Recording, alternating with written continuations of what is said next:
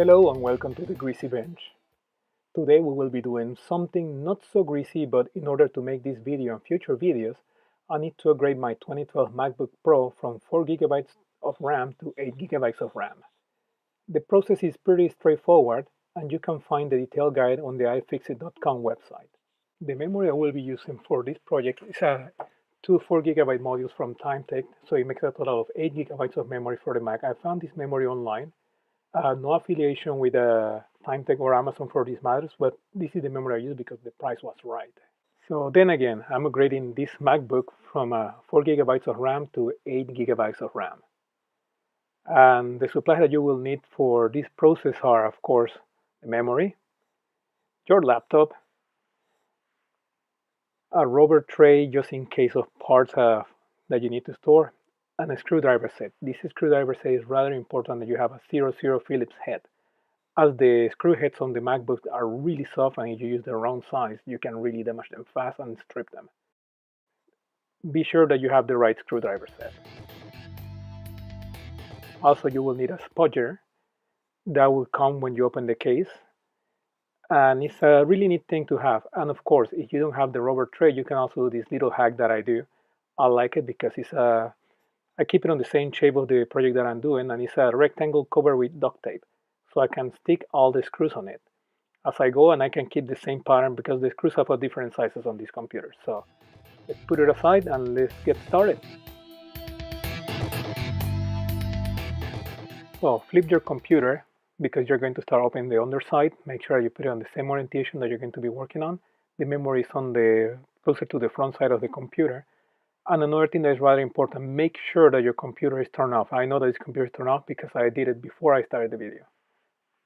So find your serial screwdriver set, measure on the screw heads, and then we start going. I normally like to start doing a pattern, so I start from the bottom corner, and that's what I use my little glue stick template. I hope you guys can see it. So I'm going to start from the bottom corner, bottom right to be exact, and I will work my way through it. Now maybe it's a good time to start a little time lapse, but first I'm going to show you how I do it. I just remove the screws and stick them into the glue pad. And put them on the glue pad, and now we're going faster. Because watching somebody remove screws from a computer case is as nice as watching paint dry. So let's do it fast and just see how I'm doing it. Put everything on the glue patch, and now I'm ready to remove the case. So with everything in place, remove the back cover and put it aside. Now this is the perfect time to remove the battery. Make sure that the battery is disconnected, because if it's not disconnected, you can damage the things because it can be a shock. Also, that's the reason why I'm wearing the anti-static gloves. The plastic pry-bar will work it slowly around the battery connector. Sometimes it's really stuck in there. You don't want to use excess force. Just take your time, move it slowly, and it will come off. Once you pull it off, you can just fold it away from the battery, and now you are ready to proceed to remove the memory. Now with the battery removed, I'm going to take also some time to clean up the cases. A lot of crumbles inside of here, so I use this air duster. I got it maybe from a Staples or something like that. You can find this all over the place. If you have a compressor, you can also use the compressed air just to blow the air out and clean up whatever is inside the computer before you continue this procedure.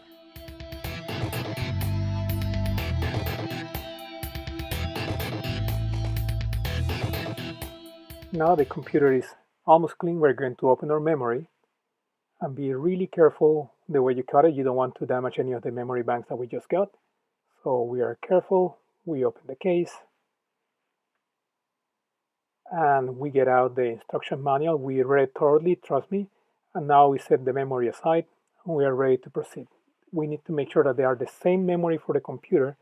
So verify on your computer what speed of memory you need and what type of memory. So there are two tabs on the side of the memory, and the memory bank will slide up. Pull it out, put it aside, and you repeat the process for the second one that is set up a little bit lower. This one is a little bit trickier to remove. Sometimes tends to be stuck, so make sure that you open those tabs on the side, and once you have it, you can check it out. And check the numbers, check the values. The funny thing, this computer is the first time I'm changing the memory, and this memory doesn't look as great as you will think for the price that you pay for these computers. So now we're ready to install our new memory. So you get your memory banks, and Actually, before you install it, it's not a bad idea to check the pin numbers and the orientation because you remove the other one. Check that you have the same orientation and never force this memory in. Take your time and press it slowly. Once it's installed, you have the first memory bank installed. The second ones tend to be much easier, but take your time. Again, check the orientation of your pins, push it in, and then press it down so the two tabs will retain it. Once everything is in place, it's not a bad idea to save the old memory banks in case this process failed, and just install them and save them, put them aside for now.